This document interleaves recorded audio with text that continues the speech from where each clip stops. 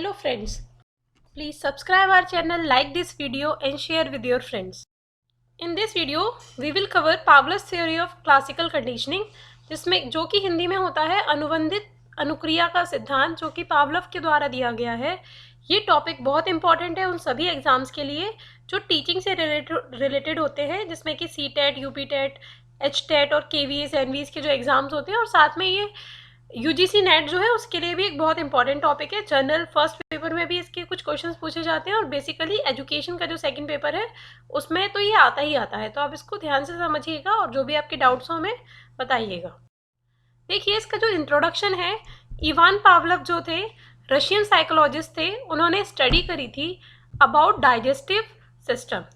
उसके फंक्शनिंग के बारे में जब वो स्टडी कर रहे थे, तभी उन्हें जो उनका एक्सपेरिमेंट था जो उन्होंने डॉग पर किया था, तभी उनके माइंड में जो ये क्लासिकल कंडीशनिंग थ्योरी का जो है कॉन्सेप्ट वो आया था। Classical conditioning was first experimentally demonstrated by him through the conditioning of a dog to salivate when it heard a bell.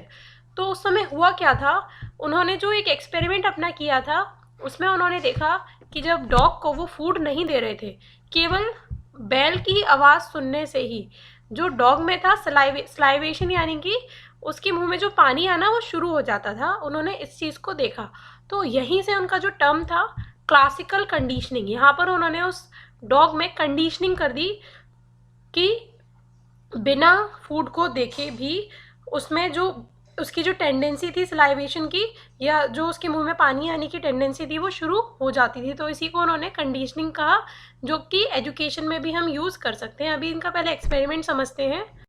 इन्होंने अपने एक्सपेरिमेंट में एक डॉग था, उसको काफ़ी दिन तक हंग्री रखा, भूखा रखा कुछ दिनों तक। उसके बाद में उसे एक ऐसा टेबल में टाई कर दिया गया। एक उनका पूरा एक इंस्ट्रूमेंट था जिसमें कि काफ़ी सारे अलग अलग इंस्ट्रूमेंट लग रहे थे, और डॉग को जो है ना तो कोई पर्सन दिखाई दे सकता था, ना कुछ और चीज़ें उसे दिखाई दी जा सकती थी, और वहाँ पर कुछ अलग अलग टाइप्स की लाइट्स भी लग रही थी, जो कि पावलव ने अपने आगे के जो एक्सपेरिमेंट थे उसमें यूज़ किए थे। अब उसमें वो क्या करते थे, सबसे पहले उसे कहीं से खाना दिखाया जाता था, और वहाँ पर उन्होंने ऐसी कुछ व्यवस्था करी थी, कुछ ऐसे अरेंजमेंट्स किए थे जिसमें कि जो खाना देने वाला पर्सन है वो भी दिखाई नहीं देता था, इंस्ट्रूमेंट्स के थ्रू ही उसके सामने जो है फूड जाता था। ठीक है, और फिर उन्होंने चेक किया कि केवल फूड दिखाने पर उसमें सलाइवेशन होता था। सेकेंड चीज़ उन्होंने क्या करी, फूड तो दिया ही दिया, उसके साथ में उन्होंने बेल भी बजाना शुरू किया। तब उन्होंने देखा कि फूड और बेल बजाने के साथ में उस जो डॉग था उसमें सलाइवेशन होता था, यानी कि जो उसके मुंह में पानी आता था खाने को देख के, वो चीज़ प्रोसेस होता था। और ये प्रोसेस वो चलाते रहे, करते रहे। उसके कुछ टाइम बाद उन्होंने केवल जो है फूड देना वहाँ पर बंद कर दिया, केवल उसे बेल को जो है आवाज़ उसे सुनाई जाती थी। तब उन्होंने देखा कि अब केवल बेल की आवाज़ से ही जो डॉग है उसे ये लगता है कि हाँ उसके सामने फूड आएगा, और उसका जो स्लाइवेशन प्रोसेस है वो शुरू हो जाता था। पहले केवल वो अलर्ट होता था बेल की आवाज़ पे, पर कुछ लगातार ऐसे कंटिन्यूस एक्सपेरिमेंट करने पर कि साथ में बेल भी बजाई जा रही होती थी और फूड भी दिया जाता था, तो उस जो डॉग थी उसकी एक्सपेरिमेंट, उसकी जो कंडीशनिंग हो गई कि हाँ उसे फूड मिलेगा, ऐसा उसने सोच लिया, तो सलाइवेशन उसका प्रोसेस अपने आप से शुरू हो जाने लगता था। Repeated the same process several times and amount of saliva secreted was measured. उन्होंने इस चीज़ को मेज़र करा कि बहुत बार यही एक्सपेरिमेंट को करते करते कि कितना सलाइवेशन होता है। आफ्टर सेवरल ट्रायल्स, काफ़ी ट्रायल्स के बाद उन्होंने देखा ओनली बेल वॉज रंग और सलाइवेशन हो जाता था, केवल जो है बेल बजाने पर भी सलाइवेशन डॉग में होता था। इट वॉज फाउंड दैट, अब उनका जो रिजल्ट था, ये चीज़ आपको मेन ध्यान देने वाली है, that even the absence of food, उन्होंने क्या निष्कर्ष निकाला कि अगर हम फूड नहीं भी दें, फूड की एब्सेंस में भी, यानी कि फूड, इन्होंने क्या कहा, the natural stimulus, the ringing of bell and artificial stimulus cause the dog to secrete the saliva, यानी कि नेचुरल रिस्पॉन्सेस। यहाँ पर जो तीन चीज़ें उन्होंने बताई हैं वो थी हमारी नेचुरल स्टिमुलस, फर्स्ट ये, दूसरी थी an artificial stimulus, and third is natural response. ये तीन चीज़ें यहाँ पर हो रही थी। ठीक है, और उन्होंने बताया इसके बाद में कि जब हम फूड नहीं दे रहे थे उसको, केवल हम आर्टिफिशियल स्टिमुलस यानी कि केवल बेल बजाने पर भी जो डॉग में सलाइवेशन हो रहा था। अब यहाँ पर जो हमारे पास कुछ नए टर्म्स आए, natural stimulus, artificial stimulus and natural responses, इनको देखते हैं कि ये टर्म्स क्या है। अब हम जो ये पावलव ने अपना एक्सपेरिमेंट किया था उसकी जो डायग्रामेटिकल रिप्रेजेंटेशन है उसको देखते हैं कि वो क्या है। देखिए इसमें एस है, यानी कि कुछ स्टिमुलस दिया जाता है उस डॉग को, जिसको कि इन्होंने पहले नेचुरल स्टिमुलस कहा या अनकंडीशनल स्टिमुलस, जिसको कि प्राकृतिक उद्दीपक भी बोला जाता है। अनकंडीशनल इसलिए क्योंकि कोई कंडीशन नहीं है, नेचुरल तौर पे ये यूज़ किया गया। इनकी शॉर्ट फॉर्म्स है एनएस और यूसीएस। ठीक है। अब जब उस डॉग को कोई फूड प्रेजेंट किया गया, यही हमारा नेचुरल स्टिमुलस है, तो क्या होता था, फूड देखने के बाद उसका जो रिस्पॉन्स यानी कि जो प्रक्रिया अनुक्रिया उसकी होती थी, आर मीन्स रिस्पॉन्स है एंड एस मीन्स यहाँ पर स्टिमुलस है, तो जो उसका रिस्पॉन्स होता था वो नेचुरल रिस्पॉन्स है। नेचुरल चीज़ देखी, नेचुरल स्टिमुलस था, नेचुरल रिस्पॉन्स आया। अब इसी को उन्होंने अनकंडीशनल, नेचुरल को ही उन्होंने नाम दिया है अनकंडीशनल रिस्पॉन्स। वो उसका रिस्पॉन्स क्या था, सलाइवेशन, खाना देखने पर उसके मुंह में पानी आने लगता था। इसी को ही उन्होंने प्राकृतिक अनुक्रिया कहा, जो कि नॉर्मली किसी भी प्राकृतिक स्टिमुलस को देखने से प्राकृतिक अनुक्रिया हो रही है, आप इसे समझ लीजिए। अब उन्होंने क्या बताया, उसके कुछ टाइम बाद उन्होंने एक दूसरा स्टिमुलस जो था बेल, वो उस खाना देने के साथ में शुरू करी। इसी को उन्होंने आर्टिफिशियल स्टिमुलस कहा, क्योंकि बेल का किसी भी तरीके से रिलेशन उसकी सलाइवेशन आने से नहीं है, इसलिए इस केस में ये हमारा क्या हो गया, आर्टिफिशियल स्टिमुलस हो गया, जिसको कि उन्होंने कंडीशनल स्टिमुलस भी बोला है। आर्टिफिशियल माने कंडीशन हम पैदा कर रहे हैं यहाँ पे, जो कि रिंगिंग ऑफ द बेल थी, इसको हिंदी में हम बोलते हैं कृत्रिम उद्दीपक। ठीक है। अब यहाँ पे कृत्रिम उद्दीपक हमारा हो गया S1, यानी कि जो हमारी रिंगिंग ऑफ बेल थी। तो पावलव ने बहुत बार ये एक्सपेरिमेंट किया कि वो पहले बेल को बजाते थे, उसके साथ में फूड देते थे, तो उन्होंने देखा कि उसके बाद में भी सलाइवेशन होता था। यही प्रोसेस वो कई बार लगातार करते रहे। इन सारे प्रोसेस को करने के बाद में उसके पहले ही उन्होंने ये देखा था कि जब S1 उसको बजाई जाती थी, यानी कि केवल बेल बजाई जाती थी, तो जो डॉग था वो पहले अलर्ट होने लगा। जब कुछ एक्सपेरिमेंट उन्होंने 3-4 एक्सपेरिमेंट किए, तब देखा कि जो S1 अगर मतलब बेल बजाई गई, यानी कि जो उसे S1 स्टिमुलस है वो दिया गया आर्टिफिशियल स्टिमुलस, तो केवल डॉग में जो थी जनरल अलर्टनेस हो जाती थी, उसे अब पता चलने लग गया कि हाँ अब मेरे पास फूड आने वाला है, बस इतना होता था। पर जब उन्होंने ये एक्सपेरिमेंट बार बार किए, बहुत कई सारे ट्रायल्स के बाद में उन्होंने देखा कि अब डॉग अलर्ट होने के साथ साथ ही केवल S1 को सुनने पर भी, मतलब उसके जो मुंह में था पानी आना शुरू हो जाता था, सलाइवेशन उसका शुरू हो जाता था। S1 के बाद में उसको जो प्राकृतिक स्टिमुलस था, यानी कि जिसको हमने सलाइवेशन बोला है, वो शुरू हो जाता था। तो उसको जब केवल S1 के साथ में हुआ तो उन्होंने उसका नाम दे दिया कंडीशनल रिस्पॉन्स। अभी कंडीशनिंग कर दी हमने, उसे खाना नहीं दिखाया पर केवल बेल की आवाज़ ही सुनाई, तभी भी उसका जो रिस्पॉन्स था वो आने लग गया। तो ये सेम जो सलाइवेशन था वही इस केस में अब कंडीशनल रिस्पॉन्स हो गया, जिसको कि अनुबंधित अनुक्रिया कहते हैं। अनुबंधित मतलब किसी तरीके से हमने उसे फिक्स कर दिया। ठीक। फिर बाद में उन्होंने पावलव ने देखा कि जब हम S1 को और बाकी सारी चीज़ों को हटा दिया, मतलब S को हटा दिया, जो प्राकृतिक स्टिमुलस था यानी कि फूड को हटा देने पर भी केवल हम उन्हें S जो है बेल सुना रहे थे उस डॉग को, तो भी जो कंडीशनल रिस्पॉन्स था यानी कि सलाइवेशन होता था उस डॉग में लगातार होता रहा। इसी को उन्होंने कंडीशनिंग, क्लासिकल कंडीशनिंग कहा कि अब हमने डॉग की जो है काफ़ी सारे ट्रायल्स के बाद कंडीशनिंग कर दी कि केवल उसे बेल की आवाज़ सुनाई देने पर भी सलाइवेशन होने लगा। आई होप आपको ये चीज़ समझ में आ गई होगी। अब यहाँ पे देखिए की टर्म्स थे, हम उन्हें समझेंगे। जो भी टर्म्स थे, नेचुरल स्टिमुलस, उसी को उन्होंने अनकंडीशनड स्टिमुलस कहा।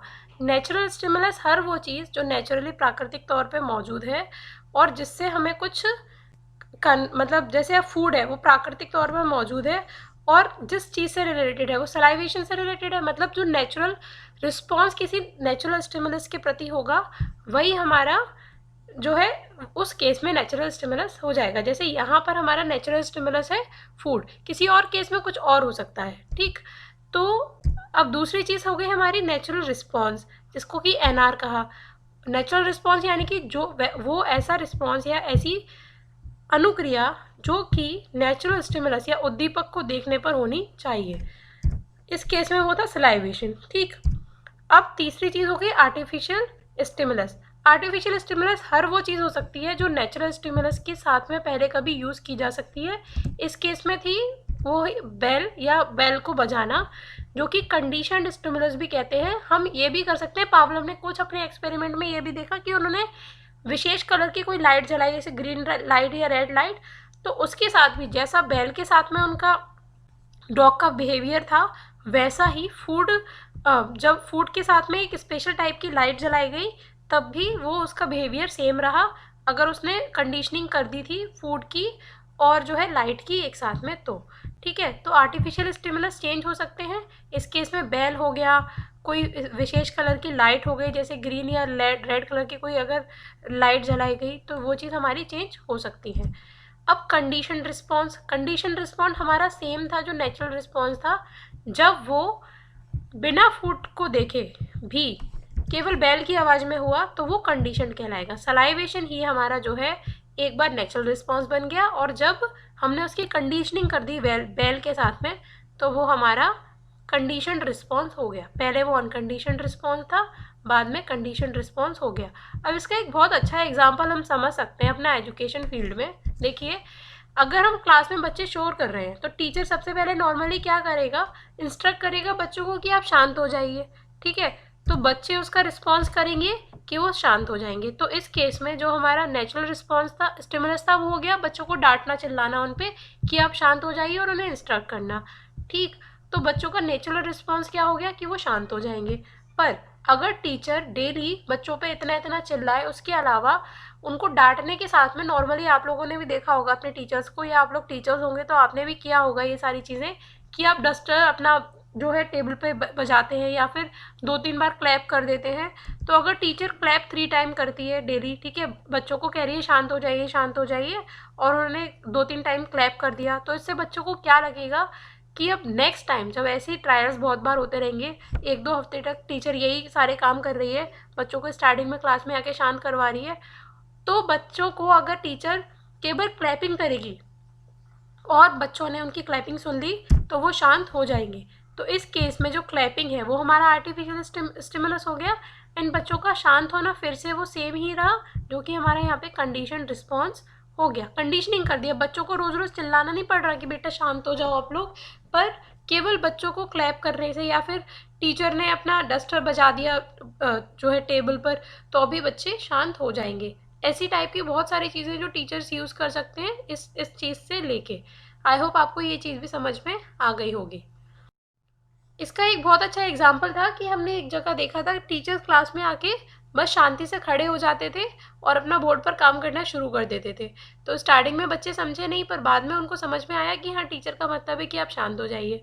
तो कुछ टाइम बाद बच्चे कंडीशनड हो गए, जैसे टीचर आके बोर्ड पर अपना लिखना शुरू करते थे वो बिल्कुल शांत होकर क्लास में बैठ जाते थे। तो ये भी एक बहुत अच्छा एग्जाम्पल हो सकता है। यहाँ पे आर्टिफिशियल स्टिमुलस जो था वो थोड़ा चेंज हो गया।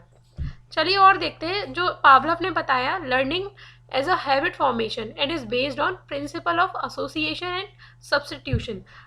जो पावलोव ने बताया था कि लर्निंग क्या है, एक हैबिट फॉर्मेशन को उन्होंने बताया। सीखना हमारा कैसे हो सकता है, हैबिट फॉर्मेशन के तौर पे, जो आदतें बनती हैं वैसे, और बेस्ड है वो किस प्रिंसिपल पे, एसोसिएशन एंड सब्स्टिट्यूशन। एसोसिएशन माने जुड़ाव, किसी से जुड़ना, ठीक है, एंड सब्स्टिट्यूशन उसका अलग होना या रिप्लेस कर देना। अब देखिए, जो अभी पावलोव का एग्जाम्पल था उस केस में एसोसिएशन क्या है, जो पावलोव ने फूड का और बेल का आपस में एसोसिएशन कराया, यानी कि वो फूड देते थे और साथ में बेल को बजाते थे, या फूड देते थे और साथ में लाइट को बजाते थे, सॉरी लाइट को जलाते थे, तो ये उनका एसोसिएशन हो गया। ठीक है, एंड सब्स्टिट्यूशन क्या हुआ यहाँ पर, सब्स्टिट्यूशन का मतलब जब उन्होंने चेंज कर दिया, जब उन्होंने फूड को ही वहाँ से हटा दिया और उसे सब्स्टिट्यूट कर दिया बेल से, रिप्लेस कर दिया, वही हमारी चीज़ क्या हो गई, सब्स्टिट्यूशन हो गई। तो इन चीज़ों को जब हम यूज़ करते हैं तो उससे स्टूडेंट में हम हैबिट फॉर्मेशन की जो आदत है वो डाल सकते हैं। जो भी हमने आपको एग्जाम्पल बताया कि शांत होने की आदत टीचर के बिना बार बार इंस्ट्रक्शन किए भी वो उनमें पढ़ सकती है। तो ये यहाँ पर आपको एग्जाम्पल आई होप समझ में आ गया होगा। अगर नहीं समझ में आया तो आप प्लीज़ बताइए। Stimulus response type of learning, SR learning, जो पावलोव की थ्योरी थी इसको हम एसआर लर्निंग भी बोलते हैं। एसआर लर्निंग से मतलब है हमारा स्टिमुलस रिस्पॉन्स, एस माने स्टिमुलस एंड आर माने रिस्पॉन्स, यानी कि जहाँ पर एक बॉन्डिंग बन रही हो स्टिमुलस एंड रिस्पॉन्स के बीच में, तो वो हमारी एसआर लर्निंग कहलाती है। तो ये एक एसआर लर्निंग टाइप की थ्योरी है। A perfect association occurs between the types of stimuli presented or replaced together. As a result, after some time, the natural stimulus can be substituted or replaced by an artificial stimulus, and this artificial stimulus is able to evoke the natural response. ये जो Pavlov की theory का जो main concept था वो यही है कि अगर हम एक बहुत अच्छा एसोसिएशन जो है बिठा दें किस किस चीज़ों में, जो between the type of stimuli present and replaced together, जो हमारे स्टिमुलस प्रेजेंट किए गए आर्टिफिशियल स्टिमुलस एंड जो हमारा नेचुरल स्टिमुलस था, उन दोनों के बीच में अगर एक अच्छा सा एसोसिएशन बना दिया जाए, कोई इनमें संबंध बना दिया जाए आपस में, तो इसका रिजल्ट क्या रहेगा कि आफ्टर सम टाइम, कुछ टाइम बाद, जो नेचुरल स्टिमुलस है, जो प्राकृतिक जो स्टिमुलस है यानी कि जो फूड, वो एक सब्स्टिट्यूट किया जा सकता है किससे, एक आर्टिफिशियल स्टिमुलस से। यानी कि इस केस में हमारा रहा बेल, कि हम केवल बेल बजाएं और जो डॉग है वो सलाइवेशन उसका करना शुरू हो जाएगा। और जैसे अगर टीचिंग का एग्जांपल दिया तो टीचर केवल क्लैप करे 3 टाइम्स, तो उसका वो जो एनर्जी थी बच्चों को चिल्लाने और समझाने में वो वेस्ट होने से बच जाएगी और बच्चे भी शांत हो जाएंगे। तो नेचुरल स्टिमुलस यानी कि बच्चों पे चिल्लाना कि शांत हो जाइए, एंड आर्टिफिशियल स्टिमुलस यानी कि क्लैपिंग 3 टाइम्स, तो बच्चे वहाँ पर शांत हो जाएंगे। तो अगर रिप्लेस कर दें तो इससे क्या होगा, able to evoke the natural response.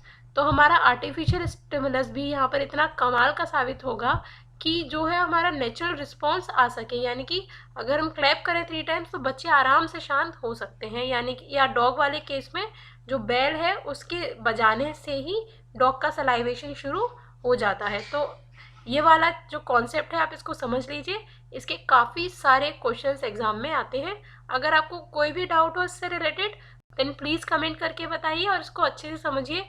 इसका आगे का एक और कॉन्सेप्ट है वो हम आपको नेक्स्ट वीडियो में बताएंगे।